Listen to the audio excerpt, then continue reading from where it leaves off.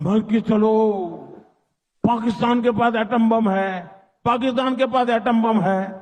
आज तो पाकिस्तान का हालात ये है कि इन बम को संभालना कहां, वो भी उसके बस का रोग नहीं है। अब तो वो बम बेचने के लिए निकले हैं, कोई खरीदने वाला मिल जाए।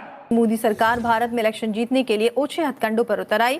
कांग्रेस पार्टी के सीनियर रहनुमा मणिशंकर आर्य ने पुराने बयान को लेकर मोदी सरकार सियासी मकासद हासिल करने की कोशिश कर रही है। उन्होंने कहा कि आप सोचिए जरा, कोई पागल आ जाए वहां पर और वो एटम बम को चला दे तो क्या होगा। मतलब इस किस्म की बात उन्होंने की। अब यहाँ पर पाकिस्तान में हम लोग बड़े कंफ्यूज हैं जी, हमें कुछ समझ में नहीं आ रहा। ये हमारी तारीफ हो रही थी, हमसे डराया जा रहा था भारत को, ये हमारा मजाक उड़ाया जा रहा था। प्राइम मिनिस्टर मोदी जो हैं वो ये कह रहे हैं कि हमें पाकिस्तान के बारे में परेशान होना बंद कर देना चाहिए और पाकिस्तान की क्या अप्रोच है हमारे बारे में, इससे बिल्कुल डिफरेंट हो जाना चाहिए। मोदी का जो प्रोपल्शन चल रही है ना, पीछे से जो धक्का लग रहा है, ये हवा जो चल रही है हिंदुइज्म की, वो अभी भी चल रही है। भारत का जो रॉ का नेटवर्क है वो बहुत ज़्यादा कनाडा में फैला हुआ है।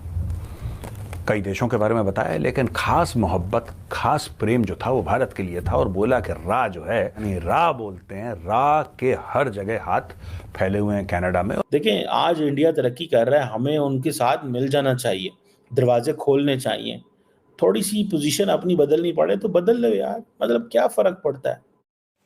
नमस्कार दोस्तों, आपको याद होगा कि कुछ दिन पहले पूर्व सीएम फारूक अब्दुल्ला ने पाकिस्तान की नाम लेकर एटम बम की धमकी दी थी कि उनके पास एटम बम है। और अब मणिशंकर अय्यर ने भी यही बयान दिया है। और पीएम मोदी ने जो कहा है कि क्वालिटी नहीं है बम की और सेल कर रहे हैं बम पाकिस्तान। आइए देखते हैं रिएक्शन, और हमारे चैनल को सब्सक्राइब कीजिए। कांग्रेस बार बार अपने ही देश को डराने की कोशिश करती है।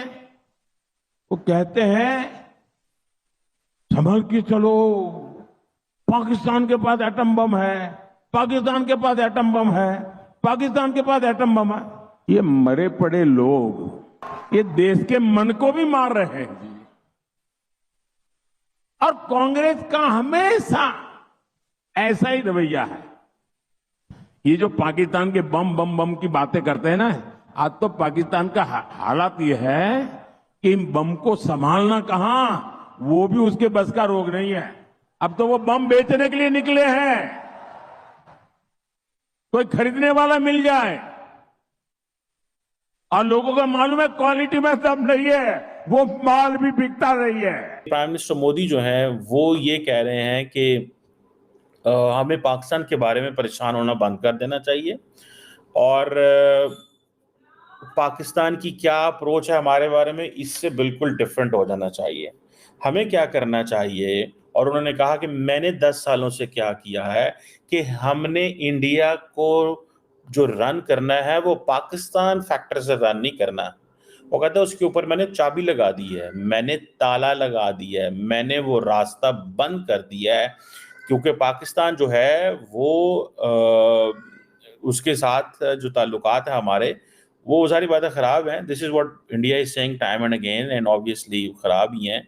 और वो ये चीज़ कह रहे हैं कि भैया हमें जो करने की ज़रूरत है वो ये है कि forget Pakistan. This is what he saying. मैं अब बहुत सारी आप देखें साउथ एशिया के अंदर हमारी जो मैं देख रहा था कि वो कहते हैं ना कि हमारा जो वो टीवी पॉल है, एक बड़े अच्छे बुक हैं, अच्छे राइटर हैं, उन्होंने बुक लिखी कि पाकिस्तान जो है ना ये एक स्ट्रेटेजिक कर्स प्लेस है।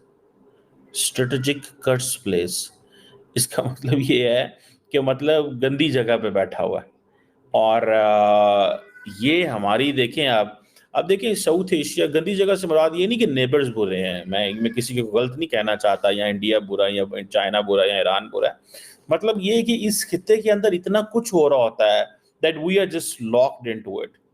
हर मुल्क अपने लिए बड़ा एक अहम है, बड़ा इम्पोर्टेंट है, एंड देन रिस्पेक्टेबल है। इंडिया अब आज़ाद होके अपनी इंडिपेंडेंट पॉलिसी अडॉप्ट कर रहा है।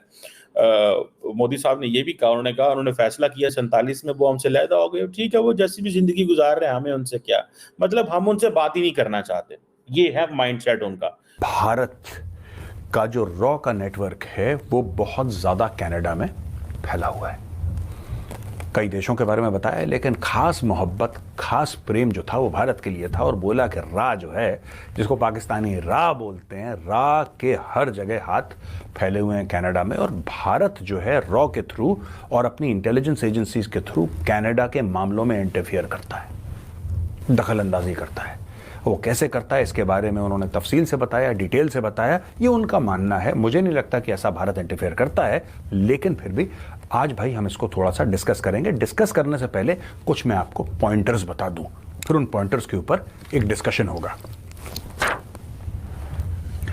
इन्होंने बोला कि साहब देखिए, ऐसा है कि चाइना भी है इसमें शामिल, रशिया भी है शामिल, ईरान भी है। ये जो लोग हैं चाइना, रशिया और ईरान के और भारत के लोग, ये बहुत ज़्यादा कनाडा में और दूसरे पश्चिमी देशों में इंटरफियर करते हैं। ठीक है जी।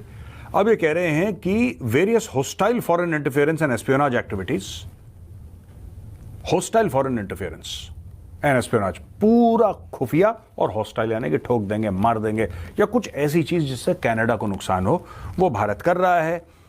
ये जो देश हैं यानी कि चाइना, रूस, ईरान और भारत, इनकी इंटेलिजेंस सर्विसेज जो हैं ये 2023 में काफी बढ़ के इन्होंने काम करा।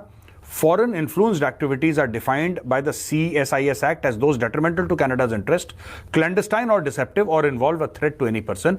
Foreign influenced activities भी भारत ने करी, ऐसा CSIS का कहना है। यानी कि पैसा देके कुछ ऐसा काम करवाना या किसी की जान को खतरे में डालना या कनाडा की सुरक्षा को खतरे में डालना या फिर कनाडा के खिलाफ कुछ ऐसा काम करना जिससे कनाडा के इंटरेस्ट कॉम्प्रोमाइज हो जाए। समझ रहे हैं आप?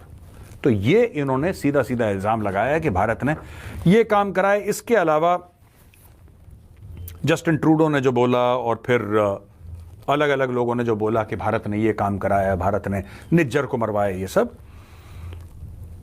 यही चीज डिस्कस करने के लिए director Vigneault and national security intelligence adviser Jody Thomas ये भारत आए थे और उन्होंने भारत में काफी लोगों से मिले और यहां पे ये सब चीजें उन्होंने डिस्कस करी। अच्छा, मैं ये पॉइंट्स थे मैंने आपको बता दिया जिसमें कि ईरान, रशिया, चाइना और भारत का नाम लिया